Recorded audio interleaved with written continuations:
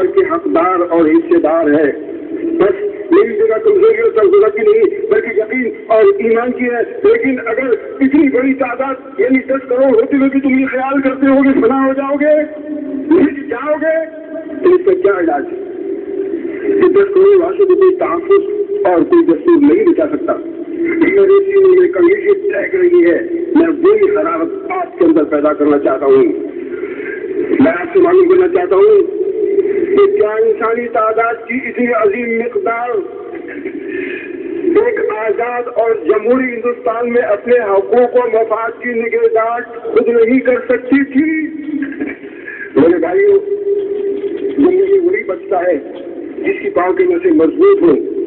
میں آپ کو آئندہ نقشوں کے بھرے سے نہیں روکتا, لیکن آل انڈیا کانگریس کی صدارت کے 2 برس میں میں نے جو کوششیں کی اور مسلمان لیڈروں نے جس طرح انہیں ٹھکرایا, اس کے بیان کرنے کا یہ موقع تو نہیں. لیکن آپ کی یاد دہانی کے لیے مجھے پھر دہرانا پڑتا ہے کہ جب میں نے مسلم لیگ کی پاکستانی اسکیم کے تمام پہلوؤں پر بہت کچھ غور کیا تو اس نتیجے پر پہنچا ہوں کہ پورے ہندوستان کے لیے اس اسکیم کے 2 نقصان ہیں, وہ اپنی جگہ, لیکن مسلمانوں کے لیے تجویز سخت تباہ کن ثابت ہوگی.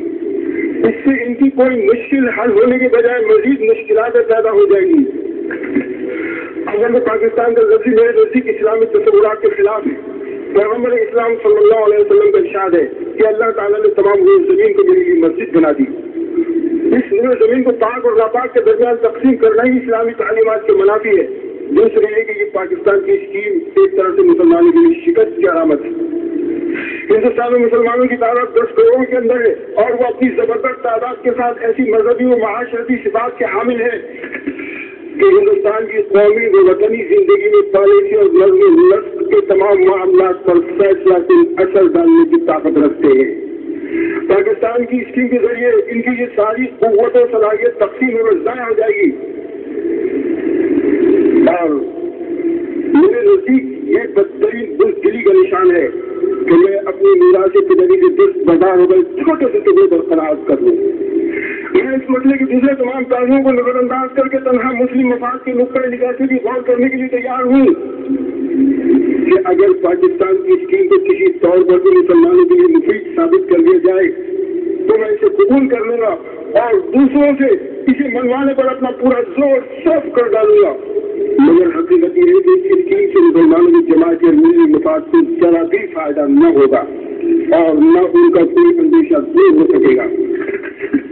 ہاں, جو تجویز اور فارمولا میں نے تیار کیا تھا جسے کابینہ مشن اور کانگریس دونوں سے ہی منظور کرانے میں کامیاب ہو گیا تھا اور جس کی روح سے تمام سورے مکمل طور پر خود مختار قرار دے دیے گئے تھے, اس میں پاکستانی اسکیم کی وہ تمام خوبیاں موجود ہیں جو ان نقائص سے پاک ہے جو ان کی اسکیم میں پائے جاتے ہیں. اگر آپ ذرا جذبات سے بالاتر ہو کر اس کے ممکنہ نتائج پر غور کریں جو ہندو اکثریت کے علاقوں میں کروڑوں کی تعداد میں یہ مسلمان مگر بہت چھوٹی چھوٹی اقلیتوں کی صورت ملک پہ بکھر کر رہ گئے اور آج کے مقابلے میں آنے والے کل میں وہ اور زیادہ کمزور ہو جائیں گے. جہاں ان کے گھر بار اور دودھ پاش 1000 سال سے چلی آ رہی ہے اور جہاں انہوں نے اسلامی تہذیب و تمدن کے مشہور اور بڑے بڑے مراکز تعمیر کیے. ہندو اکثریت کے علاقوں میں بسنے والے یہ مسلمان ایک دن اچانک صبح کھلتے اپنے آپ کو اپنے گھر اور وطن میں پردیسی اور اجنبی پائے گئے. صنعتی تعلیم اور معاشی لحاظ سے پسماندہ ہو گئے اور ایک ایسی حکومت کے رحم و کرم پر ہو گئے جو خالص ہندو راج بن گئی. پاکستان میں خواہ مسلمانوں کی مکمل اکثریت کی حکومت ہی کیوں نہ قائم ہو جائے, اس سے ہندوستان میں رہنے والے مسلمانوں کا مسئلہ ہرگز حل نہیں ہو سکے گا. یہ 2 ریاستیں ایک دوسرے کے مد مقابل بن کر ایک دوسرے کی اقلیتوں کا مسئلہ حل کرنے کی پوزیشن میں نہیں آ سکتی. اس سے صرف یرغمال اور انتقام کا راستہ کھلے گا. میرے بھائیوں, آپ کو یاد ہوگا کہ 10 جون 1940 میں کانگریس کی صدارت سنبھالنے کے بعد جب میں نے ہندو مسلم اختلاف کے تصفیے کی طرف سے بحث صدر کانگریس مسٹر محمد علی جناح صدر مسلم لیگ کو یہ تجویز بھیجی تھی کہ ہندوستان کے تمام صوبوں اور مرکز میں کسی ایک پارٹی کی وزارت کے بجائے کانگریس اور مسلم لیگ پر مشتمل مخلوط وزارت بنائی جائے. لیکن منسٹر جنہوں نے میری تجویز یہ کہہ کر مسترد کر دی کہ تم کو کانگریس نے شوبھائی کی طرح کانگریس کا صدر بنایا ہے، اس لیے میں تم سے کسی طرح کی گفتگو نہیں کرنا چاہتا ہوں. اور برابر کی سطح پر ہندو مسلم تصفیے کا وہ موقع جس طرح ہاتھ سے نکل گیا، میں آج تک یہ سمجھنے سے قاصر رہا ہوں کہ غیر تقسیم شدہ ہندوستان کی پہلی حکومت جو 14 ارکان پر مشتمل ہوتی اور جس میں 7 مسلمان نمائندے ہوتے اور 7 غیر مسلم نمائندے، جن میں ہندو سے 2 ہوتے، اسلام اور مسلمانوں کے کون سے اہم مفاد کے پیش نظر مسٹر جناح کے لیے قابل قبول نہیں تھی. کیا اس طرح مسلمانوں کو ہندوستان کی پہلی حکومت میں ایک معقول حصہ نہیں مل رہا تھا؟ میرے بھائیو، میں آپ کو اس واقعے کی روشنی میں یہ بتانا چاہتا ہوں کہ جب لاک ڈاؤن کی جگہ لاک ڈاؤن پیٹرن ہندوستان کے آخری واثرائے مقرر ہو کر آئے اور انہوں نے دھیرے دھیرے سردار پٹیل، جواہر لال نہرو، گاندھی وغیرہ کانگریسی رہنماؤں کو تقسیم کا نظریہ قبول کر لینے پر آمادہ کر لیا. بالآخر 3 جون 1947 کو ہندوستان کو 2 ریاستوں میں تقسیم کر دینے کی تجویز کا اعلان کر دیا گیا. میرے بھائی، یہ اعلان دراصل نہ تو ہندوستان کے مفاد میں تھا نہ مسلمانوں کے مفاد میں، اس سے صرف برطانوی مفاد کی حفاظت مقصود تھی.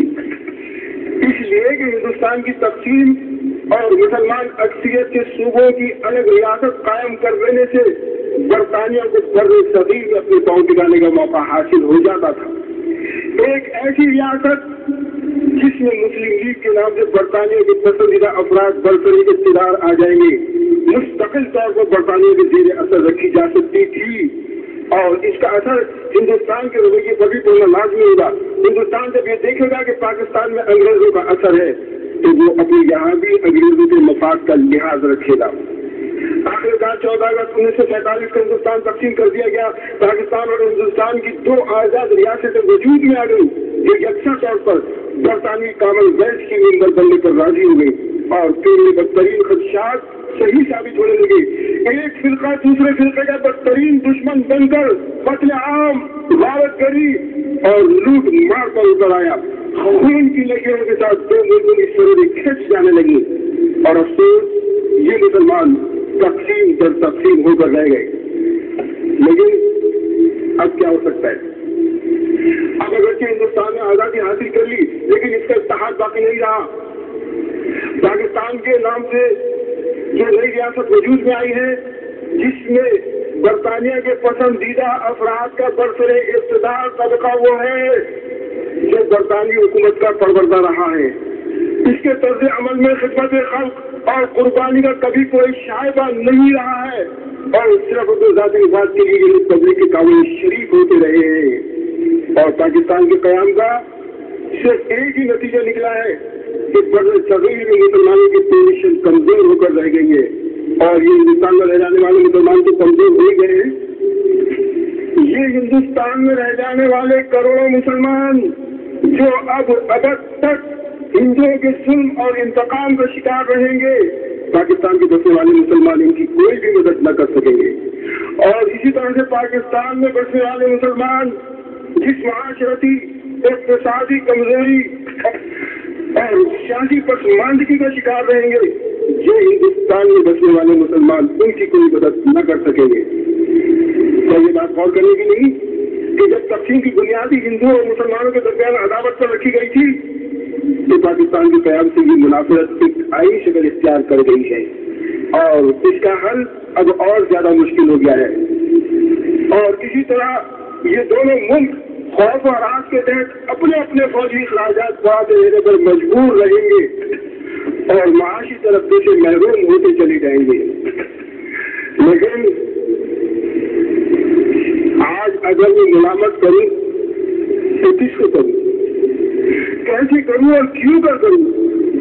اپنے بھائیوں کو، اپنے عزیزوں کو اس دیوار سے سر ٹکراؤں؟ آپ جانتے کہ مجھے کون سی چیز یہاں لے آئیں گے؟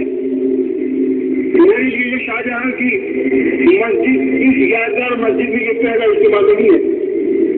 نئے زمانے میں بھی جس کو